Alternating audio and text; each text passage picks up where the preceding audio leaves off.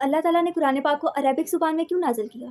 ताकि तब के लोग उसे समझ सकें। अल्लाह ताला ने कुरान पाक में ये बात कही है कि हमने इसको अरबिक में इसलिए उतारा ताकि तुम इसे समझ सको, लेकिन आज हम लोग उस ज़ुबान में पढ़ते हैं जिसकी हमें समझ ही नहीं है। आई नो अरबी में पढ़ने का बेहद सवाब है, but do you realise this thing कि कुरान एक हिदायत की किताब है? अगर आप उसे एक ऐसी ज़ुबान में पढ़े हो जिसकी आपको समझ ही नहीं है, तो आप उसे हिदायत कैसे लोगे? इसीलिए तो ये मुआशरा इतना बिगड़ा हुआ है आज भी, इसीलिए तो इस मुआशरे की इस्लाह नहीं हो पा रही है, क्योंकि हमारी डायरेक्शन ही गलत है। ये बात नहीं है कि अरबी ज़ुबान में पढ़ना ही नहीं चाहिए, अरबी ज़ुबान में पढ़ो, लेकिन साथ में उसका तर्जुमा भी पढ़ो, ताकि आपको समझ तो लगे कि कुरान कह क्या रहा है। यहाँ बड़े लोग प्राउडली कह रहे होते हैं कि हमने 3 बार कुरान पाक ख़त्म कर लिया, हमने 4 बार कुरान पाक ख़त्म कर लिया।